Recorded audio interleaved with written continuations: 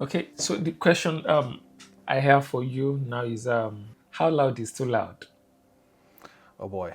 We're going to take my personal hat off and put it on a shelf, and I'm going to talk to everything outside of my church. The reason for that is our vision for our church is to have very powerful worship experience. Our pastor wants to feel it. He wants people to have that energy and have that, just powerful worship experience. So we've got a lot of subs. We have, we don't, I don't ever mix things loud for the sake of being loud. And I think that is probably, I have been to some places, both churches and then concerts, where it's like, this is way too loud and people are not even engaged with this. It's just loud for the sake of being loud. And, I don't really agree with that. But I think I'm able to get away with some of the loudness because we also have the quiet low moments. And so when I'm mixing at my church personally, I'm trying to exaggerate the low and high end of the balance. So, whenever whenever whenever I'm mixing, like if it's a low moment, I'll pull the vocals so far back that they're not louder than the congregation singing the last chorus. And that's kind of been a thing that I really enjoy, because sometimes it makes people sing louder than if they feel like they're just participating with the worship leader, right? Instead of actually engaging and carrying like a bridge or a chorus. I'm not talking about in a full band. I'm talking about like the very end of a song when it's kind of landing maybe before the message or something.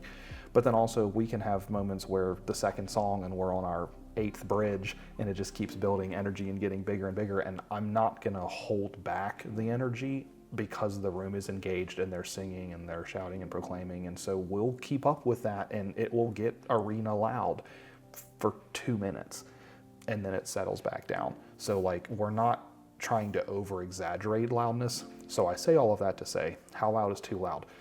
By metrics, there are some numbers that, if we're talking about what World Health Organization or OSHA or other people have defined as too loud, if you have a good calibrated SPL meter, trying to keep stuff under 92, 95 dB for an hour for worship. I don't think most people are going to have a pastor preaching at 90 dB. I feel like most preaching is probably living around the 70 to 80, maybe 85 kind of realm. So I would be more concerned about if you have 30 minutes of worship or an hour of worship, what is your 1 minute or your 10-minute sustained average, not how loud did the snare drum hit one time in the service. Because if we want to get very briefly into some very technical numbers, if I hit 110 dB on SPLA fast, which is I believe 1/10 of a second, that's a very small amount of time. And as long as I'm not repeatedly getting up that loud, that's a snare hit or one really loud applause moment in a worship or in a message section, and that is really loud. But as long as we're not living there, we normally, I think in our worship, are living between 90 and 100, maybe 102, but I'm at 102 for a minute or two, and then it settles back down into the mid 90s. But also, I have the balance because we have enough subs that the low end tilt is there to support it, so it's not just this toothpick annoying harsh in your face 95 dB. It's a very warm, mellow, low end supported 95 dB. And I know to some people that could be that's really loud. I was it is loud, but that's the vision of our worship and what our house is doing for creating that environment. I would never run a chapel that loud. I've mixed some stuff in chapels and we were sitting around 84, 86 dB and it felt great. We had an electric drum kit instead of an acoustic drum kit, and we had column speakers. It was not a line array. So I think there are metrics that can be kind of measured with, which kind of leads me to a point that I had on our outline here is, I think if you have the ability with your console to record your mix from the left, right, and then bring that back into a channel on your desk and play back your mix print, bring your executive pastor or your lead pastor or somebody who's a decision maker in your church, bring them into the room midweek and be like, okay, yes, we don't have bodies in the room to absorb some of the sound, but this is how loud it sounds in a worship environment, and this is the volume that we are at on Sunday.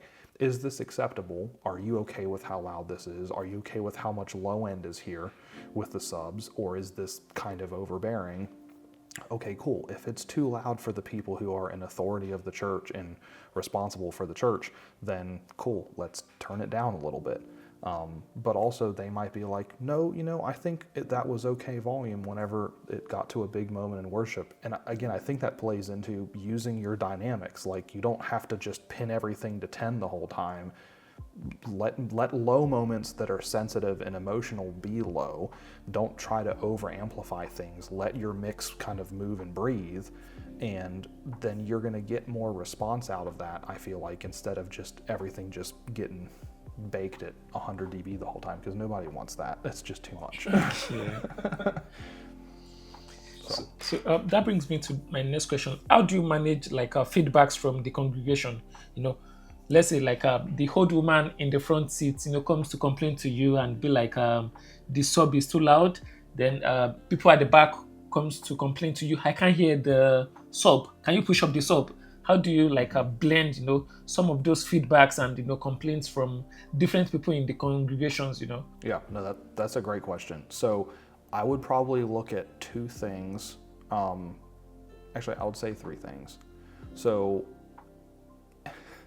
even if you physically can't do anything about it, acknowledge it. At least acknowledge that you're like, hey, I hear you. I'm going to write this down. I'm going to make sure that it gets communicated to our pastor or to whoever the responsible person is that's kind of managing some of that stuff. At least make people feel like they're seen and heard. And I don't say that to be disingenuous, but sometimes people just want to know that that their opinion has been heard and received. But at the end of the day, what does your worship pastor say? Or what does your lead pastor or executive say? If they're okay with the amount of low end, great. So that's one part of the answer. The other part of the answer would be, a lot of times I go into rooms and what is happening is there is a lot of low end buildup on the floor, in the pulpit area, because maybe there's not front fills, or the PA, the way it was deployed, maybe it needs to come down another foot of coverage or something, whatever the aim or the tilt is on the speakers, which can sometimes be really simple things to work through and adjust. But sometimes it's just a coverage thing, because nobody wants to just sit on top of a wall of subs and have no clarity.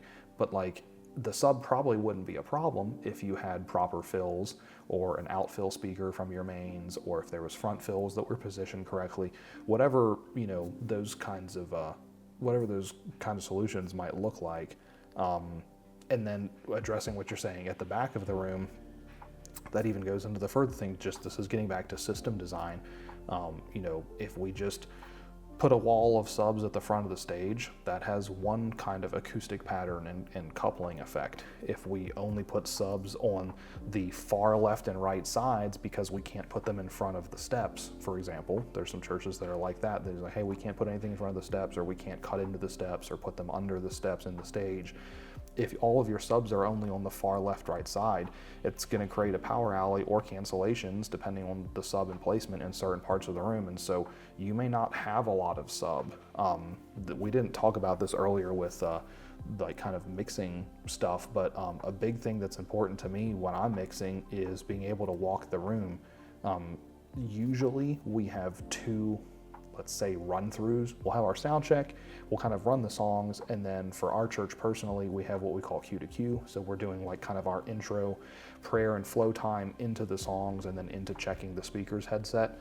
And so in that final Q to Q, that's basically my third time to hear the songs. And so by that point, I should have kind of established my mix and have everything well balanced, and know that what I'm putting into my mix is what I want it to be for the day. and I'll just wait till we get to the beginning of a chorus and then step out and go walk into 2 or 3 spots in the room and listen to the room.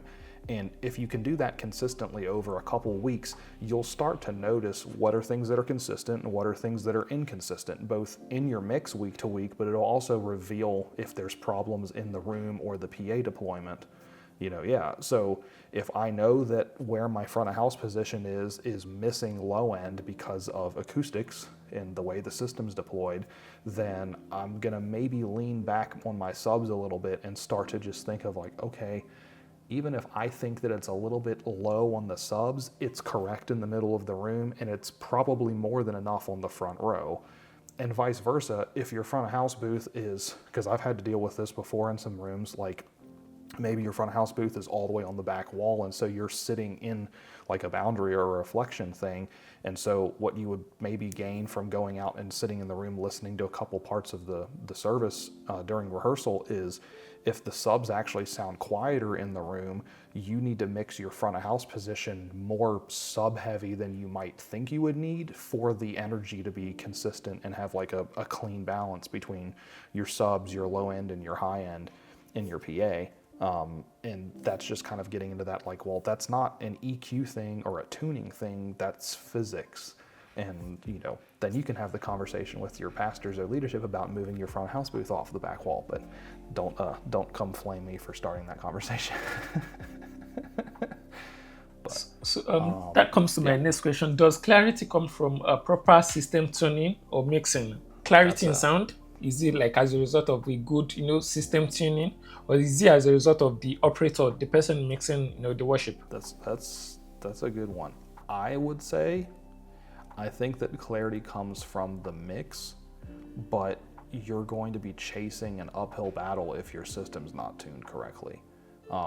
We talked about this earlier with like broadcast consistency from front of house. If you feel like every channel you're having to dump 12 dB of 240 hertz out, maybe there's too much 240 hertz going on in the PA, and it might not actually be the PA. I've run into this a lot of times for like pop-up worship events that we did with my previous church. We would go into a room, it's kind of a box, there's like a lot of low-end reflections happening and just drywall, it does, because there's no treatment. And so what I would think would be taking out a lot of EQ from the low end in the PA is actually what I needed to have happen to combat some of the acoustic problems in the room so that I wasn't hacking every single channel on the console apart. And so I was handling those EQ changes on the system processor or on the matrix outputs of the console instead of going around and trying to take all of this 200 hertz out of every single channel on the console, which, as you get into more advanced mixing and system engineering, that's where having tools like Smart or REW, or there's other alternatives to Smart. Smart's just a common prevalent one. But being able to generate pink noise, look at it on an RTA graph and see, okay, are there anomalies that we need to address in our response curve from a system? And, I would approach stuff like that, but I would say that I think the engineer is going to be a bigger factor in getting clarity in the mix, because if the engineer understands the response of the system, they'll be able to understand how to manipulate things on the console processing or with the fader balance of stuff. And that even comes into like, I would say your clarity, especially for a lot of mid-sized churches, may also be how much volume is coming off of the stage, right?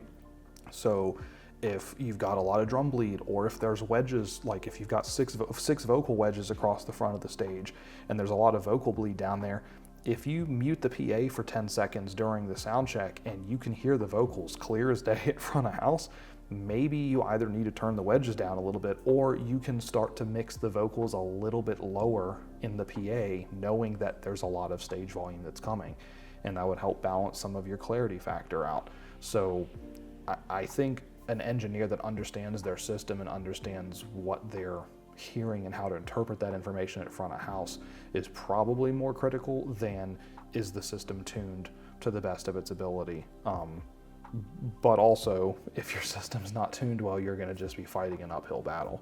So I think they're both important, but I would say engineer first. All right.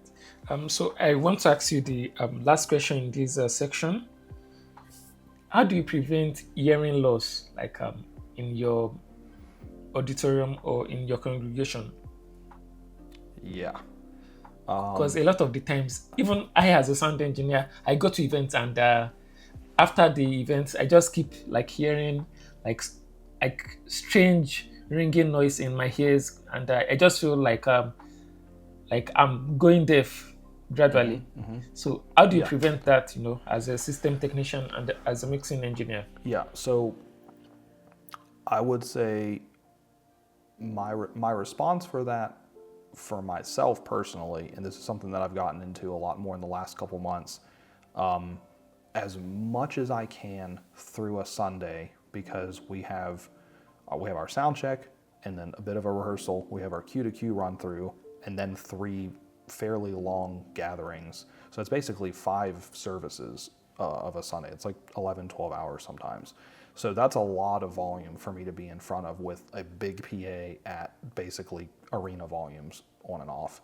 So I wish I would have gotten more into this sooner, but a couple months ago, I started being really intentional about, as soon as service is done, I can't reach them, they're in my bag, but I'll put this in the chat later. There's a couple companies that make some good quality foam earbuds, like not the little orange things, but like they're like $30, but it's a aluminum filter that like sounds halfway decent to mix with.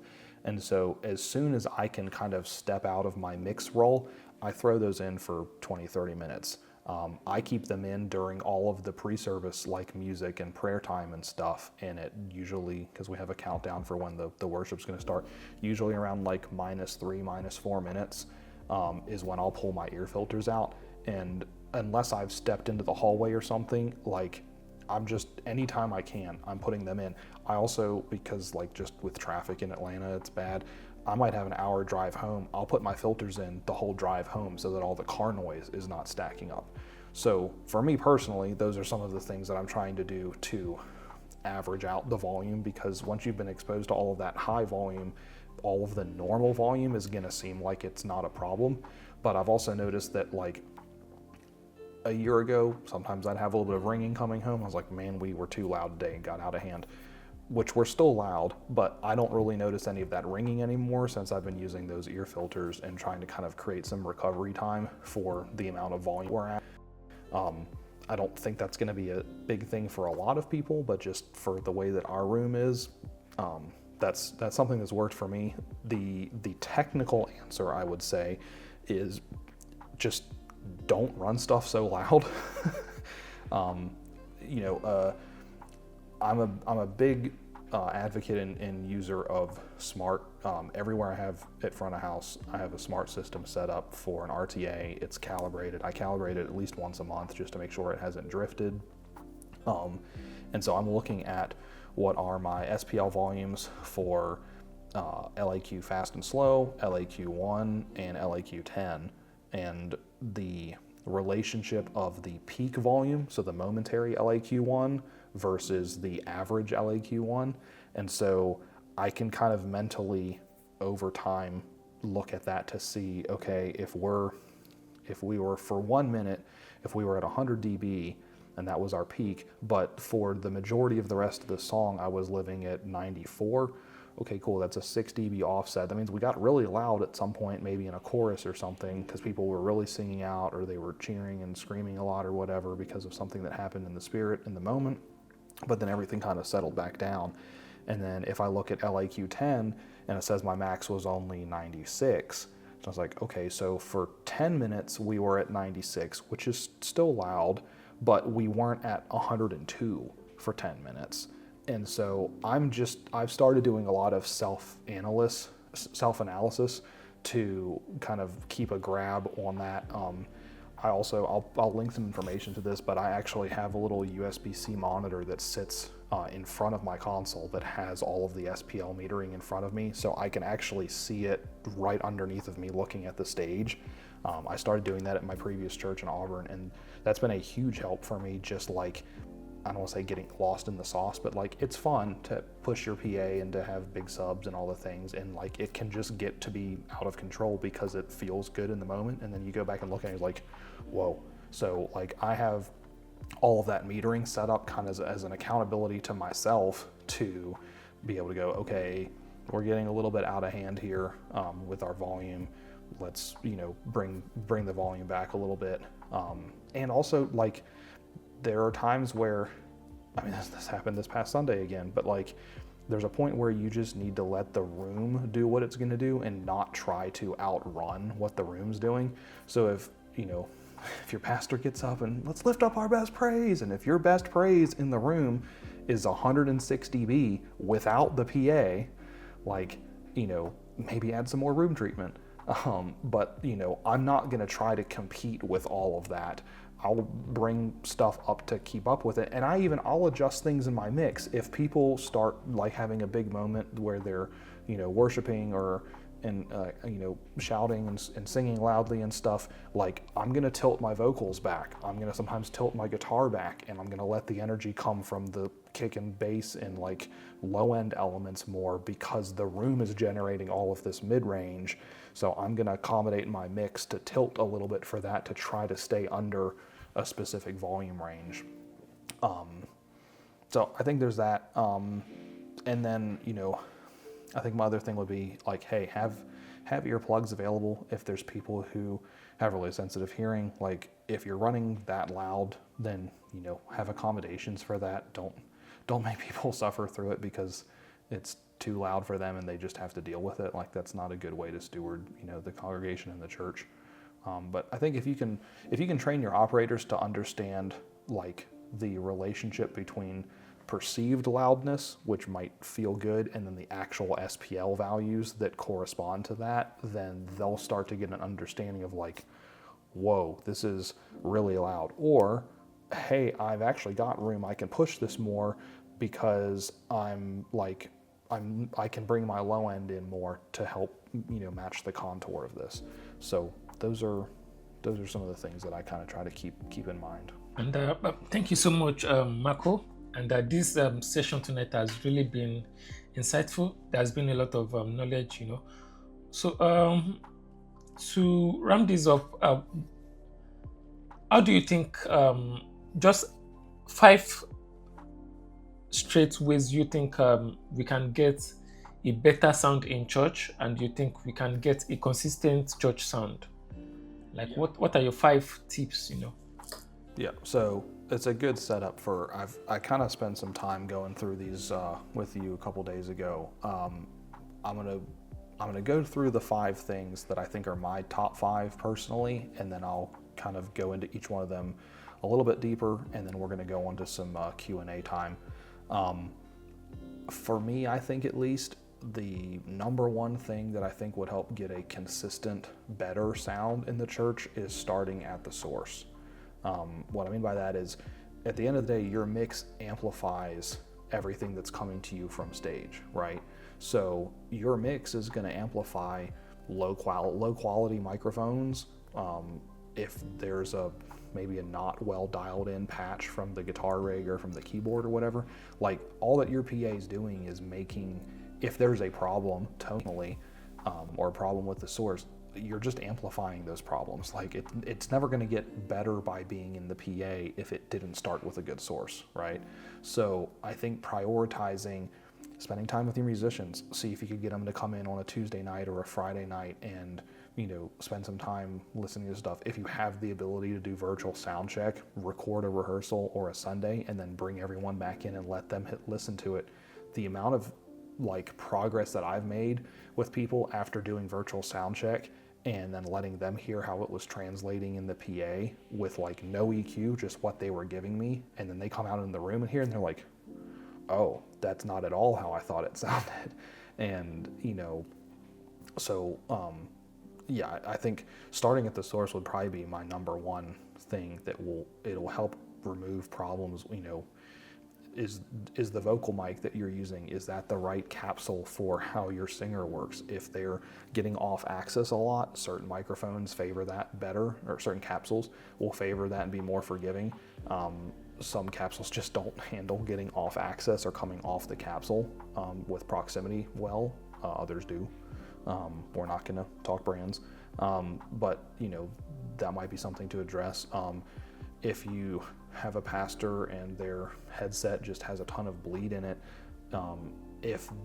if the positioning is good on the headset, then maybe trying a cardioid mic instead of an omni mic so that you can reduce some of the bleed and reflections coming in a room, especially like if you're in a chapel and there's a lot of room reflections that are happening. You might have to take a little bit of a quality loss, so to speak, from going from an omni to a cardioid, but the cardioid's probably going to help you with the reflections coming into the headset, which means you probably are going to get some more gain before feedback. So some things like that, which really led me into my second point. I would say like getting consistent sound and better sound. In my opinion, the second biggest thing would be just working on room acoustics. Like if you have a really long reverberation time in the room, if there's a lot of drywall flutter and echo that's happening, if there's low end buildup that's happening in the room, like you're going to be fighting an uphill battle with all of that with your mixing, and like maybe you don't need to retune the PA, you just need to have some acoustic treatment, especially if the room's untreated. Like I'm not necessarily talking about rooms that already have treatment in them and they maybe just need to have some things adjusted. I'm talking about especially like just a blank untreated room. Those are things that I would probably prioritize over a new wave server or something. The third point I would say would be speaker positioning. There's a lot of churches that I've gone into where the PA is too wide, or the PA is too narrow, or the PA doesn't cover far enough down to the front row, and so you've kind of got sound just blowing over people's heads for the first row or two of seats. Or similarly, they've got speakers in the corners of the room, and so yes, you have sound coming to the middle of the room, but you also have sound coming and just slamming the side walls of the room.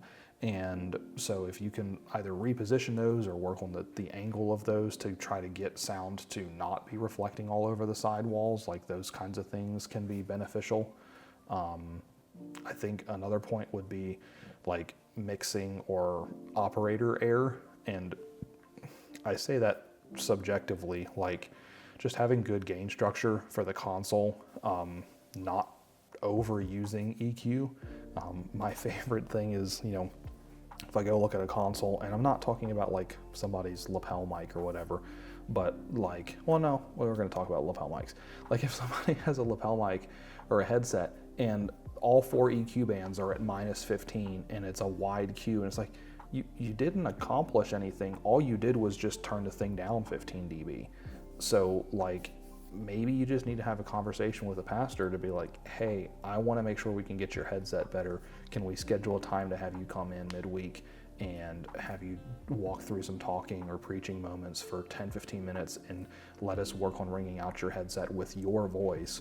Because like getting a check on them instead of somebody just putting the headset on and talking in it, like if you want to get the source better, you need to be able to work with the source in live, not in a recorded playback environment.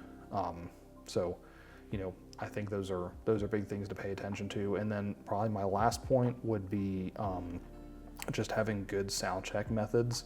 So like the big thing we've worked on the last probably 3-4 months is we don't start a rehearsal before we've gotten through a sound check, and the sound check doesn't start until we've done a line check.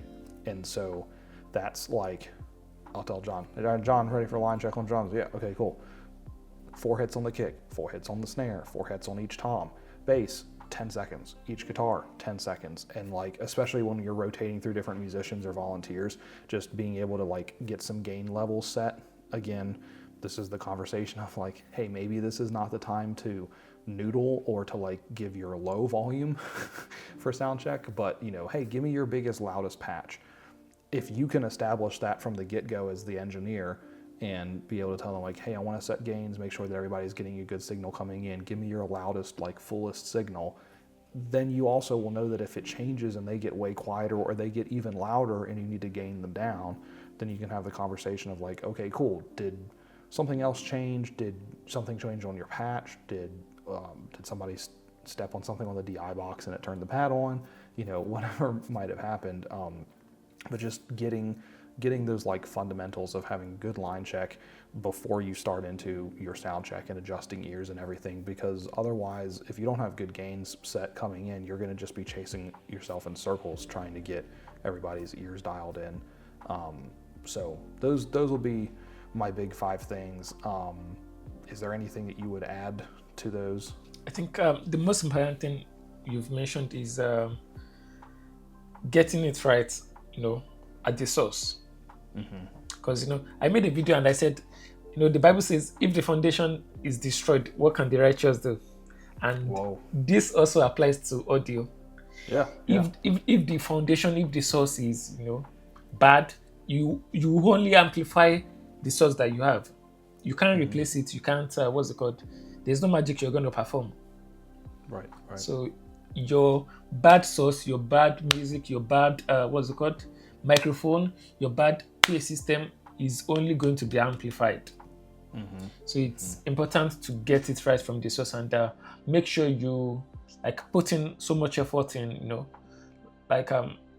getting it right in terms of using the right microphones, the right capsules, and positioning your speakers properly. And another thing I would recommend for churches is sometimes you need to just bring in an external sound engineer that knows what he's doing, and get their opinion, get their feedback. That would help you to just have a different perspective to whatever you have going on. Yeah, 100%. When I have friends in town or other engineers that are in town, I'll have people come up to rehearsals, and I have people all the time. I'm like, hey, does everything feel right to you? Was something sticking out that you're like, man, that just sounded weird, or I just really couldn't hear XYZ or whatever. It's just be open to the feedback. You can always take the feedback and then put it on a shelf and analyze it and balance it with what you're hearing, but at least be receptive to the feedback. Don't be so hung up that you're just dismissive of everything, right? Yeah, and another thing I noticed is if you are the resident sound engineer in a church, or if you're around a church for too long, you would get your ears are going to register to the sound and PA. So even if something is slightly wrong, you won't pick it. Yep. So sometimes it takes a fresh ears, someone who is independent and is not part of your day-to-day activities in the church to pick out some of those, little details. Yeah, no, that's huge. That's also why I love going out to visit other churches if I'm out of town, or if it's something where I'm at a conference, or for example, or whatever, or taking time to go to see a few concerts or something where I'm a bit touchy. I only want to go to a concert if I know who the mix engineer is and I know that it's going to be a good mix, because I've been to some concerts that just really didn't sound good, and I was like, well, it felt like a waste of money, but it also felt like I wasn't experiencing the artist the way that they would want to be represented. And this is more the commercial market more than church. But, when I have a chance and I get to go visit other churches where I know they've got a good band and good musicians and good vocals and a good engineer, and it's like, okay, cool, well, what are they doing? What are the things that I could take away from what they're doing with their mix? Does it sound kind of similar to some of the stuff I'm doing, or man, am I way off from the way that, this part or this element sounds? So, well, cool. This has been a great time getting to talk through everything with you. I hope, whether you're an engineer or a musician or some pastor, someone in leadership that might have joined into this, I hope that this gave you some things to be able to take away from here. And then I'll tee you up also. This is Sound4Church 1.0. So you want to tell us about what's coming? Okay. In the next episodes, we are going to be having more guests, and we are going to be having much more practical sessions that would help church sound engineers to have a better production in their church. So if you're a church sound engineer, you should follow Fklef Productions, follow I am Fklef, and definitely follow Marco as well. Would dive more into like a specific issues that churches face, and that would provide real-time solutions and consultation. Yep.